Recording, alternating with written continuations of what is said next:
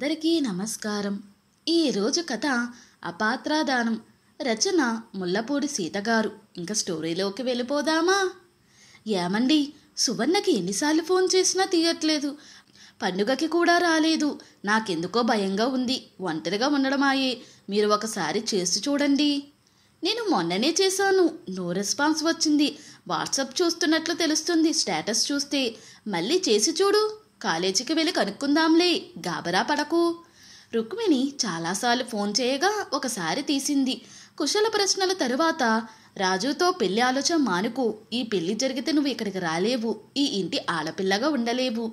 అతనికి ఎవరూ లేరు. అంతేకాక అతని మీద పోలీస్ కేసులు కూడా ఉన్నాయట. ఆలోచించుకో. తెలుసమ్మా, మీరు గాని ఆశ్రమం వాళ్ళు గాని ఒప్పుకోరని తెలుసు. నా జీవితం నాది కదమ్మా.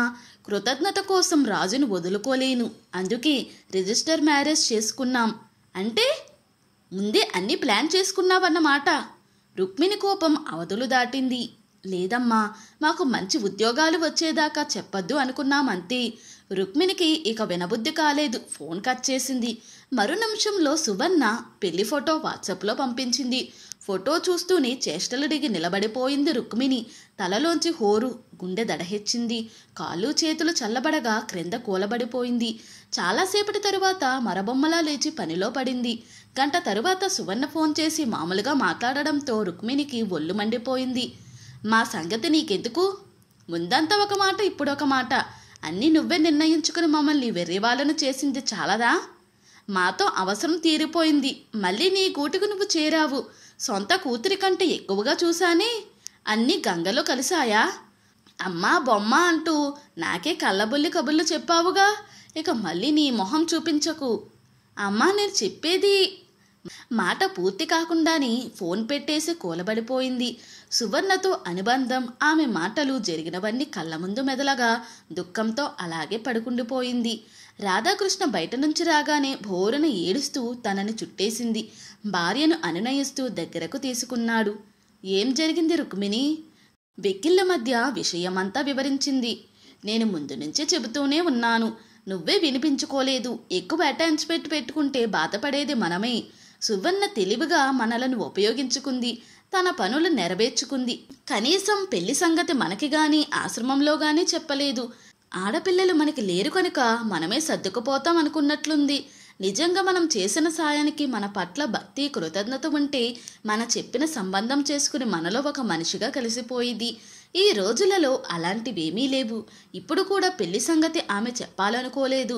వాళ్ళ ఉద్యోగాలు నికరమయ్యేదాకా ఇంకా కొద్ది రోజులు రాకపోకలు సాగించి చెప్పేది. మంచిదయింది. మనం తొందరగా తెలివిన పడ్డాం. వాళ్ళవాడు ఏ బాదరిబందీ లేనివాడు. అది ఈ ఊర్లోనే దొరకడం ఆమెకు దొరికిన అవకాశం. ఆమె చక్కగా ఉపయోగించుకుంది. మనవాడు ఇక్కడ లేడు. ఇండియా ఇప్పుడప్పుడే రాడు కనుక నేనే వీళ్లకు దిక్కనుకుంది. మనం ఈ పెళ్లికి గనుక ఒప్పుకుంటే మనల్ని ఇంకా వాడుకునేది. అవకాశాలను అందిపుచ్చుకోవడమే నేటి యువతరం ఆశయం. విలువలు, త్యాగాలు, ఒకరి కోసం ఒకరు బ్రతకడం అనేవి వాళ్ళ దారులలో అడ్డుపడే గులకరాళ్ళ లాంటివి. ఏరేసుకుంటూ ముందుకు పోతారు అంతే. మన జన్మనిచ్చి పెంచి పెద్ద చేసిన వాళ్ళే అలా ఉన్నారు. ఇక ఈ అమ్మాయి సంగతి చెప్పేదేముంది? అంటే నాదే తప్పంటారా? ఇక్కడ తప్పొప్పుల సంగతి కాదు. మనం మన పెద్దవాళ్ళ పట్ల ఉన్నట్లు ఇప్పుడెవరూ ఉండరంటున్నా. ఇకనైనా మనం అపాత్రదానాలు మానుకోవాలి. మనకు శక్తి ఉంటే అనేక సంస్థలున్నాయి. వాటికి ఎంతైనా చేయవచ్చు. 10 మందికి ఉపయోగపడుతుంది. మన పిల్లలకు చేయడం వాళ్ళెలాంటి వాళ్ళైనా తప్పదు. మన బాధ్యత. ఏది ఆశించే హక్కు లేదు. రుక్మిణికి కన్నీలాగలేదు. రాధాకృష్ణకు కళ్ళనీళ్లు తిరిగాయి. నిన్న మొన్నటి వరకు మన మీద ఆధారపడ్డ పిల్ల ఈ రోజులా మాట్లాడుతుందంటే లోపం ఎక్కడుందో తెలియట్లేదు. గాలికి ధూళికి తిరిగే వాళ్లను చేరదీసి చదివించి పెళ్లి చేసిన ఆశ్రమం పట్ల కృతజ్ఞత లేదు.